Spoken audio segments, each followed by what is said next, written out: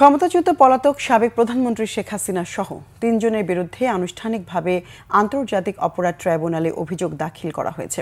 দেশের ইতিহাসে প্রথমবারের মতো বিচার কার্যক্রম টেলিভিশনে সরাসরি সম্প্রচার করা হচ্ছে। এর আগে ১২ মে শেখ হাসিনা সাবেক স্বরাষ্ট্রমন্ত্রী আসাদুজ্জামান খান কামাল, সাবেক আইজিপি চৌধুরী আবদুল্লাহ আল মামুনের বিরুদ্ধে জুলাই গণহত্যার মামলার তদন্ত প্রতিবেদন প্রসিকিউশনে দাখিল করে তদন্ত সংস্থা। চিফ প্রসিকিউটর তাজুল ইসলাম জানান, গণহত্যার মাস্টার মাইন্ড হিসেবে প্রাথমিকভাবে শেখ হাসিনার বিরুদ্ধে ৫টি অভিযোগ আনা হয়েছে। এর মধ্যে মানবতাবিরোধী অপরাধে উস্কানি ও গণহত্যার সরাসরি নির্দেশনার অভিযোগ রয়েছে।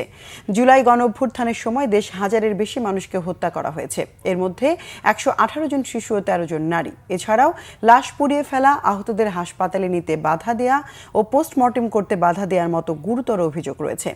এই বিচার অতীতের প্রতিশোধ নয়, ভবিষ্যতের জন্য প্রতিজ্ঞা বলে জানান চিফ প্রসিকিউটর।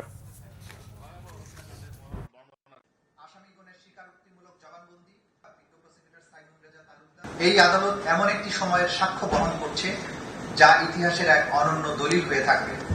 আমরা চাই এই বিচার হোক নিরপেক্ষ, প্রমাণ নির্ভর এবং ন্যায় ভিত্তিক।